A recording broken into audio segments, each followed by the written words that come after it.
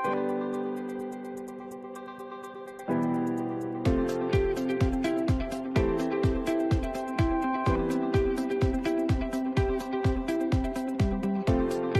and welcome to our webinar today, in which we will address navigating large-scale review with the right resources and the right technology. My name is Claire Chalkley and I'm Vice President of Litigation and Cyber Services at Integreon. And today I'm joined by my co-host, Rick Clark from Cloudnine, my colleague Alvin Kang, also from Integreon, and Lou Bruccoleri, who is from West Corporation. Yes, thank you. I'm really excited to be here as well. My quick background is I've been in the industry for over 20 years. I'm the VP of Strategic Partnerships for Cloudnine. I was here by way of acquisition, starting a company back in 2018 around modern data management. But now I work with all of our partners and speak at a lot of these fun conferences. So it's good to see everybody in person, but also thank you for joining us today. Thank you. Alvin, would you like to introduce yourself? Sure. I'm Alvin Kang. I'm a director here at the Litigation MDR Services at Integreon. I've been working for Integreon for over a decade and kind of started as a manager and made my way up to director. Now my responsibilities include everything from managing review teams to working with clients to work on workflows for their project needs. I'm happy to be with everyone here today and looking forward to our discussion. Fantastic. Thanks, Alvin. And Lou, we'd love to hear from you too. Sure. My name's Lou Bruccoleri, and I'm the General Counsel of West Technology Group. And Claire was correct that I think when this started, we were West Corporation, but we've gone through some restructuring. So just to clarify that, I'm a 30-odd year attorney and have been dealing with disputes and discovery the entire time. Sometimes my career has been more on focus with it and sometimes less. Now as a general counsel, I see it quite a bit, but not as much as when I was outside doing it day to day. I'm here because I hired Cloudnine to help me with a very urgent project, and they did an exceptional job. We met later because we never met in person before that, and they asked me if I'd do something like this, and I'm just so appreciative about what a great job they did for us that I'm just happy to be here and tell people about our experience. That's fantastic. Thank you. Well, I'm very happy to have you all here today. And Rick, I will hand over to you. Yeah, so we'll get into the case and would love to hear about those. But let's take a step back, and because we've got some really smart people on the phone here, and just talk about what you see as general challenges in the industry unrelated to this project, per se. So just really, Lou, we'll start with you. But what are your thoughts on just general challenges you see with e-discovery and industry as a whole? Yeah, so, from my perspective, and as general counsel now, I don't deal with it day to day. On this particular issue, I did, but it's always going to be cost and timing, right? Those are the things. I guess you could talk about ease of use, because if you have staff that's complaining about how difficult something is, that can be a little bit of an issue for you. But it's really cost and timing. There are issues that as a group of our lawyers keep us up at night a little bit. One is the way we operate. I think a lot of companies do. We're kind of a holding company, and we have separate operating companies beneath us. And so feeling comfortable that you've found all the data you need is definitely something that can keep you up at night. And because you want to respond fulsome to every request and be, you don't want to ever violate a request. And when your data is spread out, that creates issues. But probably the number one thing, I had jotted something else down that I wanted to make sure. Oh, yeah, in the modern environment, there's a lot of data being kept and often requested, not always requested, but often requested, that's sort of outside corporate control. For example, it's not completely unusual for personal texts to be requested. And, we don't control our employees' personal text. We have policies about what people should do, but they're their personal devices, their personal life. And so that's an issue as well, and how to deal with that going forward as that market emerges and as there are more and more mechanisms for people to communicate that we have no influence or control over. So those are the two things that, we talk about that I think are interesting and different. But again, from my perspective, cost and speed.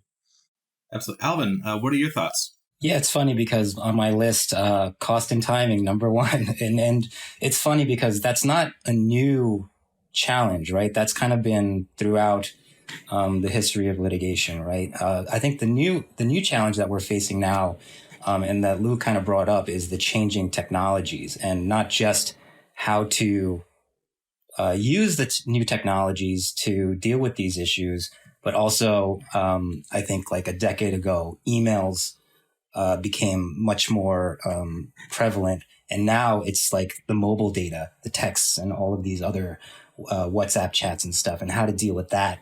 So there's a lot of emerging technologies now, and there's like a lot of different schools of thought.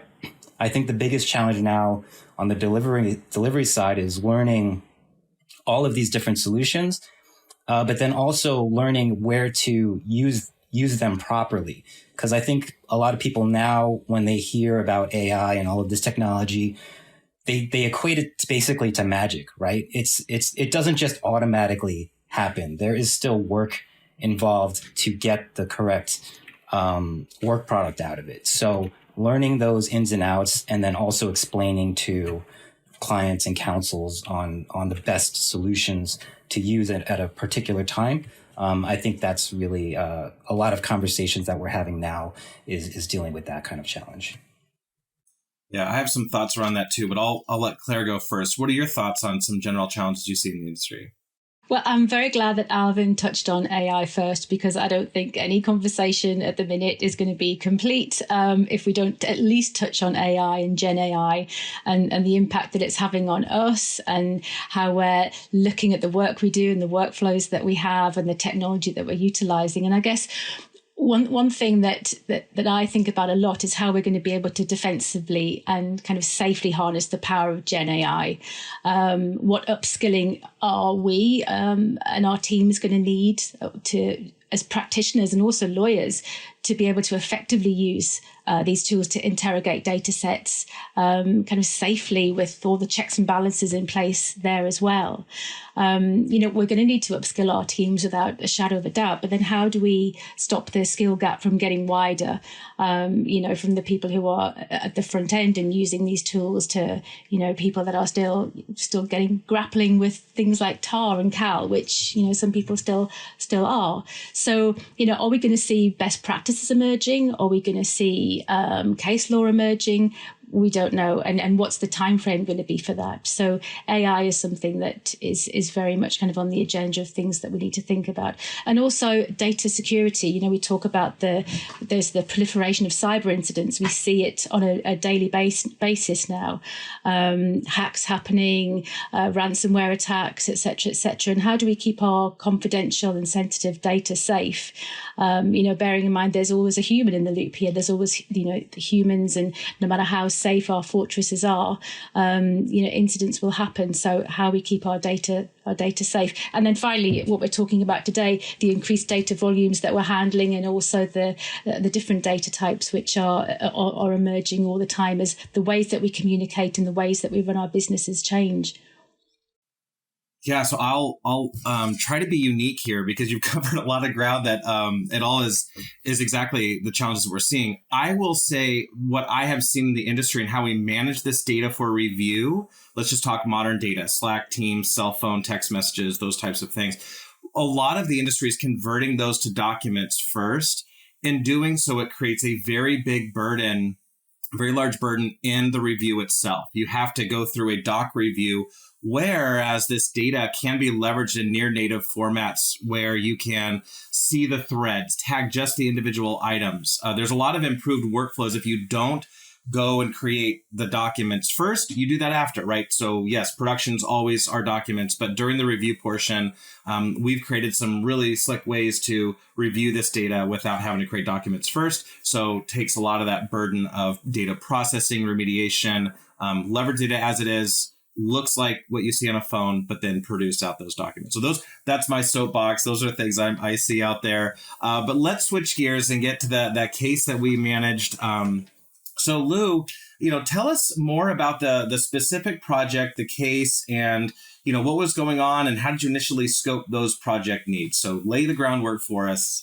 Sure. It's interesting in some respects. Unfortunately, because it was entirely an internal matter, it was an internal audit matter, there's not a lot of specific facts I can share with you. But we'll say it this way: an internal audit matter arose, and I can be general about those arise in one of two ways. We do testing on our own constantly, or we get outside complaints. We have an anonymous line that employees can come in on. And occasionally you'll find something that's different or suspicious, and you'll just do a bunch of testing and investigation to see if there's anything there that needs further work. In this instance, which is kind of unusual, we had an internal audit issue arise, and it just turned out that it required a massive document review to check it, to complete the investigation. Now, at first, we didn't realize that it would be a massive document review. In fact, the lawyers and the auditors sitting around were like just doing some math in our heads and said, yeah, okay, maybe a few gigabytes. I think when it all came down, it was about 200 gigabytes of data that needed to be processed and reviewed. I spent my document review days as an attorney when we were still using paper and boxes. And I was a partner long before that era ended.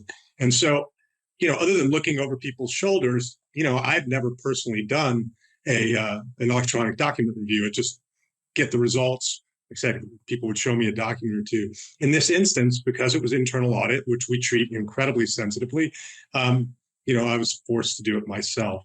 And I fortunately, called Cloudnine, and they were a world of help in terms of helping me get through the process. I mean, that's the background of the story. Yeah.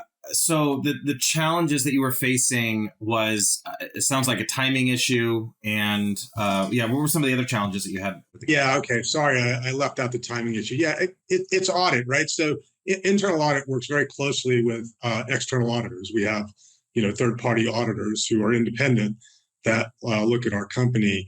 And we don't like to leave issues open that could have any significance at all between the delivery of the external auditor's report.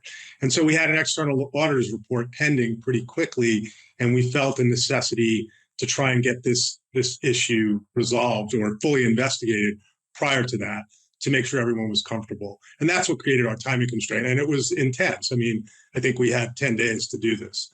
It was super intense. Right. So you had all of the challenges of the time restraints that we've talked about, and also the data volumes you've talked about. So, Alvin, can I ask you, how did you triage the case internally, and what sort of solutions and workflows were you able to present? Sure. So as soon as we heard about the potential of this case starting, we knew that there was a very tight deadline. So, number one is just good old fashioned hard work, right? Get the right people surrounding you. And then just get things rolling to hit the ground running when this thing comes in. So, we internally, it's just a lot of resource management. We shifted over folks that we had immediately available, and then continued to backfill resources in case they needed to be ramped up. We also utilized our dual shore options so that we kind of had our offshore team and the onshore team kind of working around the clock, essentially. So we just have a 24-hour solution to get as much review done as possible. Kind of similarly, we had 3 managers, including myself, to supervise the teams so that we have, again, around the clock supervision in case any issues come up, whether through the night or over the weekend or odd hours. So we had a lot of coverage. And I think Cloudnine also did a great job there, because just getting things started up, the technical issues that come with onboarding like 40 to 50 people that will inevitably come up. Cloudnine was very responsive to get things moving and then the ball eventually rolling. I think aside from just the resource management, just once we actually got started, it was very important that for a fast moving review, that we start creating a feedback loop with counsel, because we want to have the right information of how they want the documents reviewed. And then to make sure everyone's on the same page, that the coding especially is how they want it, because a lot of the documents on first level, we're going to go straight to counsel for the QC. So once they QC'd and provided feedback, it was very important to make sure the entire team was on the same page. And then that the feedback was constantly flowing. So we had a lot of different processes to get our questions to council, get the feedback back to the team. And then also it was important to, council had a lot of kind of on the fly requests, because obviously it was a very fast moving case. So the needs kind of changed from stage to stage. So staying on top of that, just being attentive and vigilant, I think that was very important. And again, just surrounding yourself with the right people to do that is always very helpful. Yeah, I don't actually think even Alvin gives himself enough credit, or both the Cloudnine team and Alvin's team, because not intentionally, but we made life difficult, right? Every estimate we had was wrong, right? And they reacted great. We did a bunch of, both on the data side, just from the ingestion of the data, to the review side. We did a lot of testing. Okay, this isn't going to work. This is going to work. And the teams at Integreon and Cloudnine were just great about going, okay, well, maybe you should do this. And maybe it really helped us. I say this, if I had to manage that and give perfect direction to where they just slavishly followed what I said, we would have failed miserably. Right. So I don't think Alvin gave himself enough credit. We were a pain in the ass, not on purpose, but we were. Yeah. By nature of the project. Yes, exactly. And so, Lou, from outreach, timing wise, right? So from outreach to us to getting up and running, what do you recall the speed in which that was able to happen for you? Unfortunately, I don't remember, but I think it was, we literally start to finish in something like 10 days, mostly finished in like 7. Is that right, Alvin? Does that sound right to you? But yeah. Get it. Alvin didn't get it till like day 3. Wow. So Alvin, how long did the actual review take? Given that we had a team, did you say it was 40 reviewers? I think in the end, the total was more like 50. I think we started with 40 and then we were still backfilling for the week after. I think originally, the official start was on, I believe, like a Thursday, but I think things were still in flux. So we were waiting for the protocol and the actual review population. So we had a late day training for the team, but at least that way we could kind of test things and then get them started for the morning. So the true start was around on that Friday. And of course, Friday starts are kind of a challenge of themselves, but we did make sure that we had at least some people to have coverage through the weekend to get as much reviewed as possible. So that was, again, a combination of the onshore and offshore teams collaborating, and then Cloudnine was available all weekend with the requests. So that was also helpful. If I remember, there was an original kind of deadline of around the 23rd to just get as much done as possible. And then a decision was made just to, after that, the first set was done, we just keep going and to review the rest as soon as possible. So I think we ultimately ended up finishing around the 30th or basically at the end of the month. So around 10 days of review is correct. I guess at the original deadline for the 23rd, we were about 45% of the way done. So we already had made a lot of good progress there. Again, I think during the middle, there were a few curveballs thrown. There were priority custodians that needed to be regrouped and rebatched for the team. So we were just kind of adapting to that as well. But at least that way, we could get the more important documents reviewed first and then kind of keep going on the rest. So it's juggling and prioritizing and reprioritizing as everything. A fast moving review like that can often result in that kind of shifting of the workflows like that. And do you know overall how many documents the team reviewed in the end? Yeah, in the end, the total was 95,850. So roughly 96,000 documents.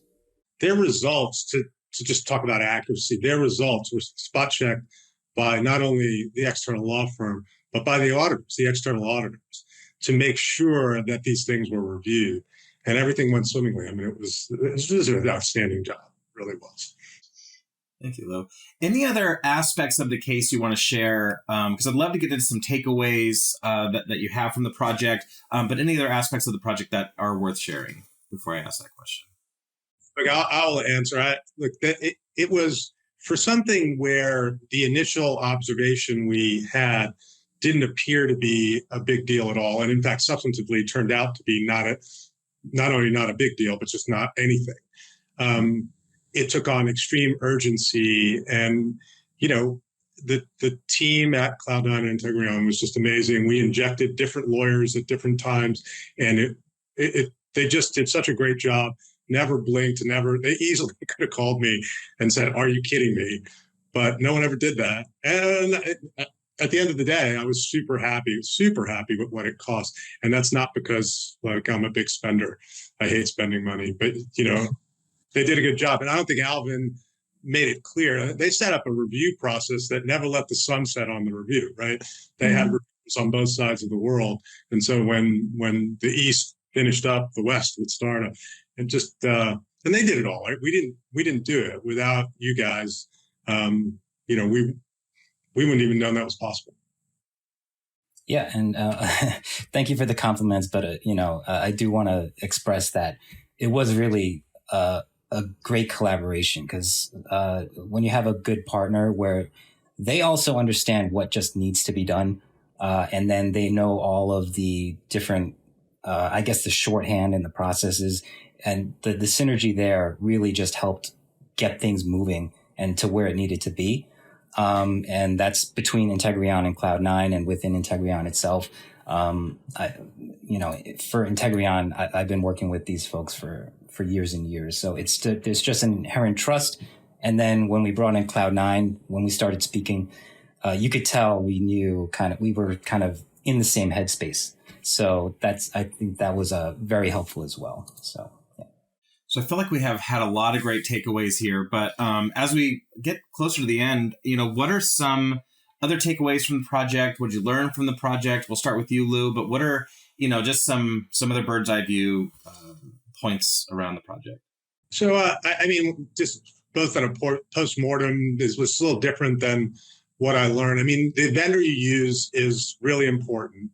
And in a way, I got lucky because I found you guys, and this is Cloudnine, I found you guys just by doing internet searching, because I did not want to pay a big law firm to manage this, because we didn't think it was that huge a project at first. Right. And it was just, I got lucky that you guys were really great. On a post-mortem basis, it really makes me think about, all the law firms that figure out how to do e-discovery and document review on their own, right? We really don't inject ourselves in most of that, and wondering about how they do it and if they do it as well and as efficiently as our job went. So that, I think those are, and in fact, I've mentioned that to the Cloudnine team and said, I'd be happy to make intros for you to our folks, the folks we use externally, because having been outside myself for many years, I don't know that most firms are using teams with these kind of capabilities and cost. I remember when we found out how much data was there, talking to Cloudnine going, wow, this is going to cost a fortune, right? And that's how I met Integreon. They were like, hey, we have a solution for you. And it was just, like I said, really worked out great for us. This project, if we had infinite time, there would be,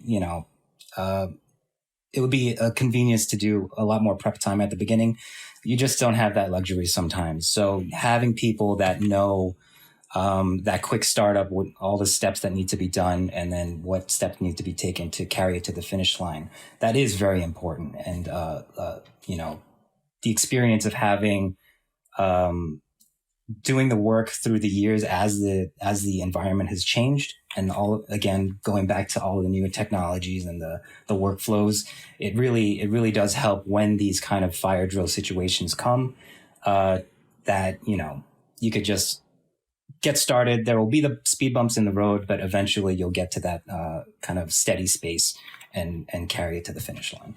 Yeah, I think those established project management skills are imperative, no matter what the data volumes are, what the technology is. That's where the foundation lies. It's being able to carry the project from inception all the way through to completion. And you have that solid project management base, you've got fantastic technology, and you've got a scalable workforce. It's almost like the perfect triangle: people, process, technology. it's a cliche, but it's true because it works. It's the first time I've heard all about the project and the challenges and how the project was actually delivered. And it sounds really, really impressive. So thank you. Yeah.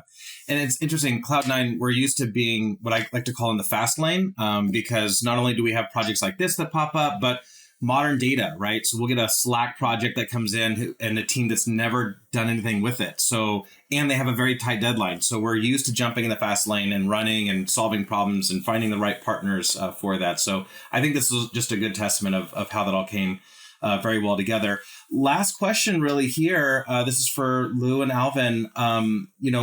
When you look at this project as a whole and you kind of step back and we've had some time, what would you do differently, if anything, or something we could have deployed beforehand? But what are your thoughts on anything that we could have done better through the process? It was a lot of learning up front. Like I said, I haven't managed an e-discovery project, so it's been someone on my team. I was forced into this one. So this time I wouldn't need to do the internet search. I would know to call you guys right up front. That's for sure. But other than that, I actually don't know. I feel comfortable that you're there. And if I have to go through that again, and like I said, from a postmortem standpoint, I'd love for you to meet the law firms we use, because to make sure that they have a solution as good as yours.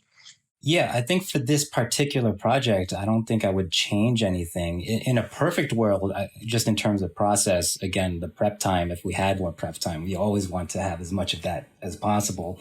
But I do think, the startup is always tricky to get all of the tech side and the bugs and the team into the system and familiar with the platform.